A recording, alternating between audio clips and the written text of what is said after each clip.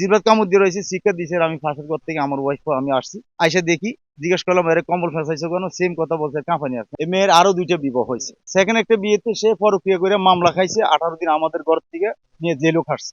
আমাদের ঘরও আইসো সে একই কাজ করছে, পরক্রিয়া করছে। বিভিন্ন মহিলার থেকে ফলমন দিয়ে মানুষের ঘর দিব বইলা 15-2 লক্ষ টাকা সে হাতিয়ে নিছে। আমাদের 5.5 ভরি স্বর্ণ আউট করে নিছে ঘর থেকে সরাই বলছে।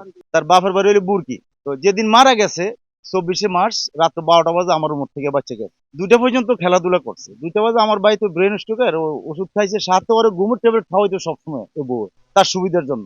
আর এটা বাজে আমার বাইরে ঘুমোতে জায়গায় বলে যে এই উঠু যে বাচ্চা যে লড়াফড়া করে না, একটু দেখো। কোনো কানাকাটি নেই, শিক্ষা নাই। বাইও উঠছে, উঠে কি বাচ্চা লড়ে না, উঠে দেখে যে বাচ্চারে কম্বল ফেঁসায় সে বসে আছে। আমার ভাই জিজ্ঞেস করলো ওরে কম্বল ফেঁসাইছো কেন, বলে যে ওর কাঁপানি আসছে। বলে যে আমি ঘুমান আধা ঘন্টা আগে দেখলাম ভালো, কি কাঁপানি আসছে। জিব্রাত কামড় দিয়ে রয়েছে, শিক্ষা দিছে। আমি ফাঁসের ঘর থেকে আমার ওয়াইফ আমি আসছি, জিজ্ঞেস করলাম এর কম্বল ফেঁসাইছো কেন, সেম কথা বলছে, কাঁপানি আসছে। আমার আর 12টা বাজে 12:30 বাজে আমার রুম থেকে আসলো, ভালো বাচ্চা। এখন জিব্রাত কামড় দিয়ে রয়েছে, চেহারা মলিন হয়ে গেছে। তার সবকিছু পরকিয়ার ডকুমেন্টস, মানুষের টাকা পয়সা, স্বর্ণ, এগুলা যখন সব উদ্ঘাটন হয়েছে তখন আমরা এর গার্ডিয়ানের সবকিছু জানাইছি, কোনো সমাধান দেয় নাই। লাস্টে আমি থানায় অভিযোগ করতে গেছি, থানা বলছে এটা কোর্ট করা হবে না। লাস্টে বাইরে বাদ দিয়ে আমি করে দিতে বাধ্য হয়েছি।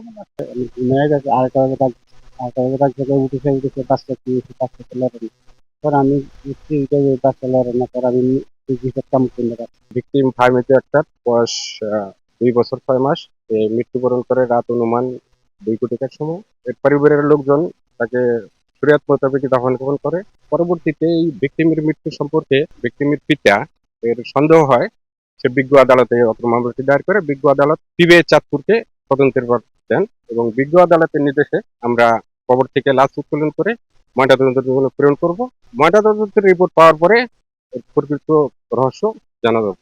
মামলা করার পরে এই প্রথমেই মামলা করছে এবং এখনই লাশ উত্তোলন করা হয়েছে। আগে তারা এই বিষয়টি লোকাল থানাকে ইনফর্ম করেনি এবং আগে তাদের যে সন্দেহ না হয় তারা ইনফর্ম করেনি। পরবর্তীতে সন্দেহ হয় তারা বিজ্ঞ আদালতে অত্র মামলাটি দায়ের করে। আমরা যদি মনে করি যে কেউ কাউকে হত্যা করেছে, তো সে সংক্রান্ত বিষয়গুলো আমরা কবরস্থ করার আগেই, লাস্টে কবরস্থ করার আগেই আমরা পুলিশকে, লোকাল থানাকে ইনফর্ম করব এবং আমরা পুলিশের সহযোগিতা নিয়ে এটার ময়নাতদন্ত অথবা পোস্টমর্টেম কমপ্লিট করে তারপরে তাকে কবরস্থ করব।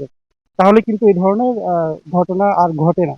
কারণ এটা খুবই দুঃখজনক যে 2.5 বছরের একটা বাচ্চা, মাত্র 3 মাস হলো তাকে কবরস্থ করা হয়েছে, তার লাশ আমরা আজকে উত্তোলন করছি। এটা খুবই দুঃখজনক ঘটনা। তো আমি বলবো এরকম ঘটনা যাতে আর কখনো পুনরাবৃত্তি না হয়।